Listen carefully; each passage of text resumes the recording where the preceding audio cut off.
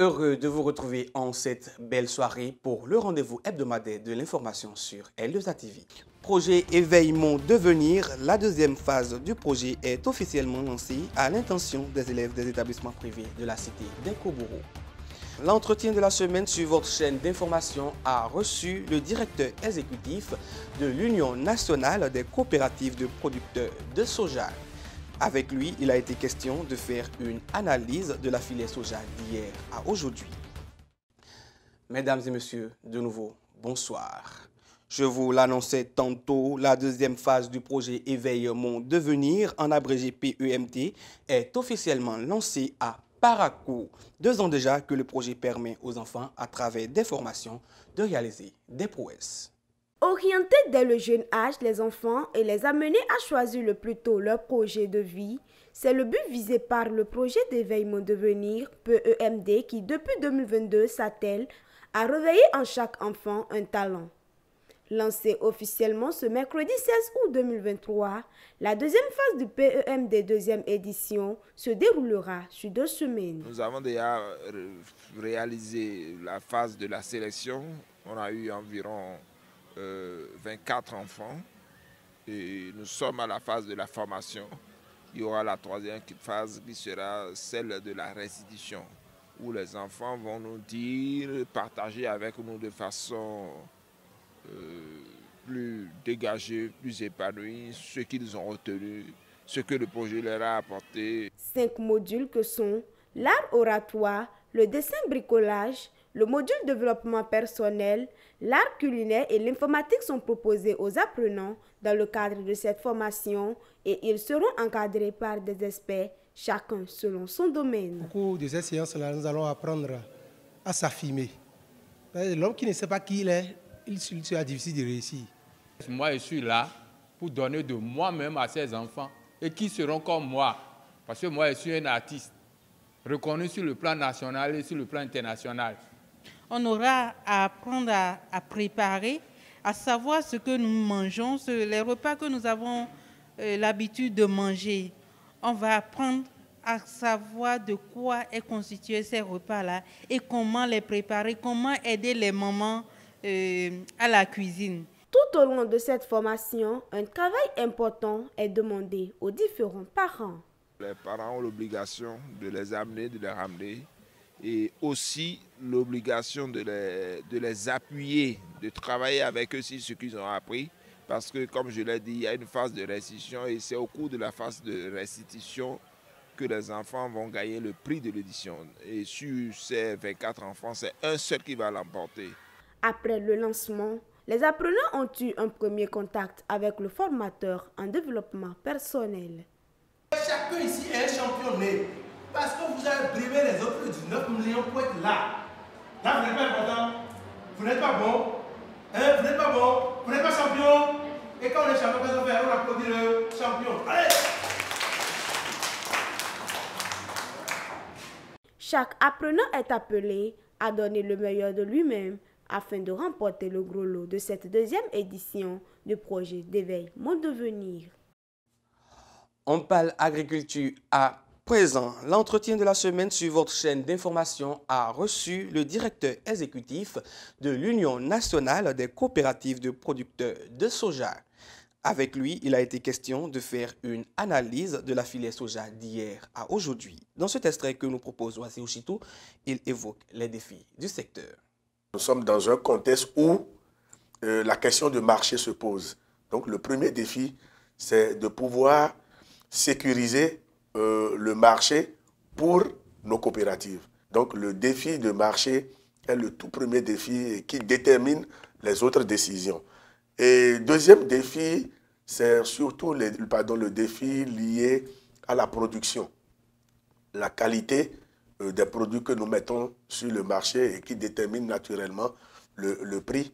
Et cette production passe par la facilitation d'accès à un certain nombre de facteurs de production. Donc, les intrants de qualité qu'il faut fournir aux producteurs et la question de financement qu'il faut également aborder.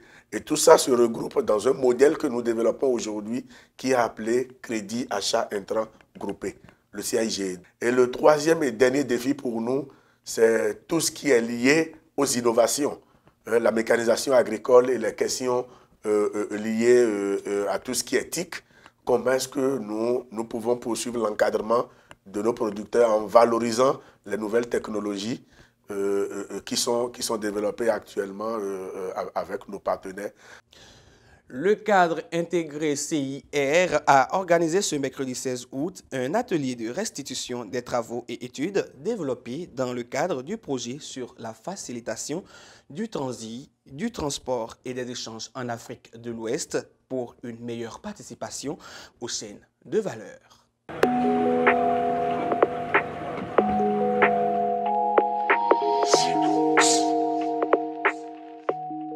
Dans le cadre de la mise en œuvre du programme cadre intégré et renforcé, le Bénin, à l'instar du Burkina Faso, du Niger et du Togo, a bénéficié du programme régional sur la facilitation du transit, du transport et des échanges en Afrique de l'Ouest pour une meilleure participation aux chaînes de valeur. L'atelier de ce mercredi 16 août 2023 dans les locaux de la Chambre du commerce et d'industrie du Bénin a servi de restitution des travaux et études dans le cadre du dit projet. Et pour atteindre l'objectif global, trois études ont été commanditées, à savoir projet d'études et accord quadrilatéral transitoire de garantie unique TRIE.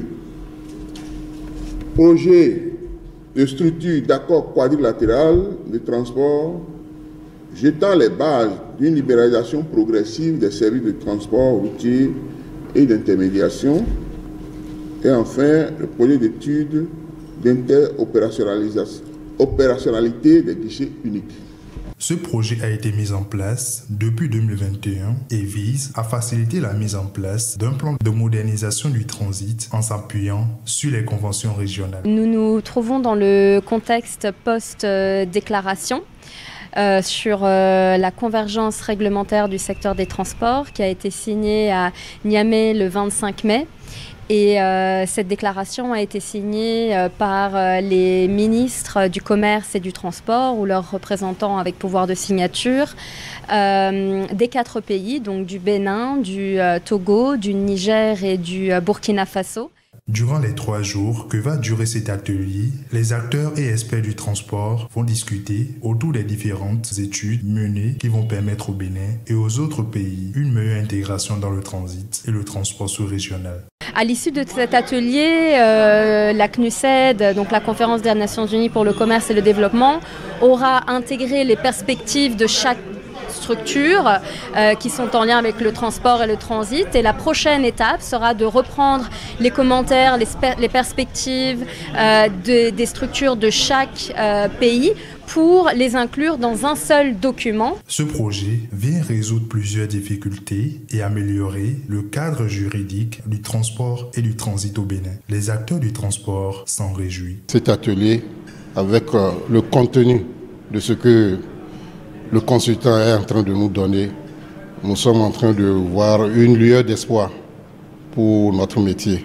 Avec ce projet ambitieux, le Bénin aura à terme un secteur de transport, de transit et d'échange beaucoup plus structuré et va moderniser davantage le secteur. Des conditions d'accès réciproque au marché quadrilatéral.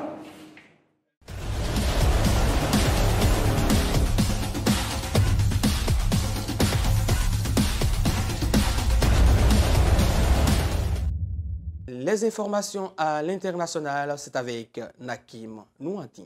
Direction le Ghana où les chefs d'état-major des pays de la communauté économique des États d'Afrique de l'Ouest sont réunis depuis ce jeudi pour discuter des modalités d'une éventuelle intervention armée au Niger, bien que la voie diplomatique reste privilégiée pour rétablir le président Bazoum dans ses fonctions.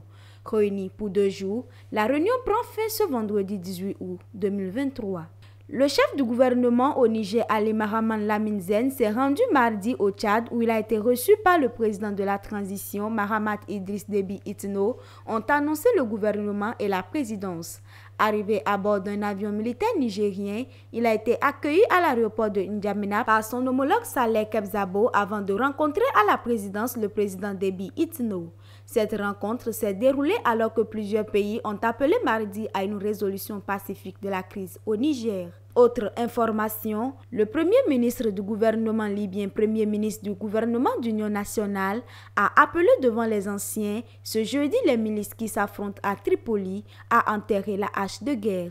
Une intervention qui fait suite aux combats à l'arme lourde qui ont éclaté après l'arrestation lundi du colonel Mahmoud Hamza, commandant de la brigade 444 de la force Al-Rada. Des heurts entre ces deux milices rivales ont fait 55 morts et 146 blessés.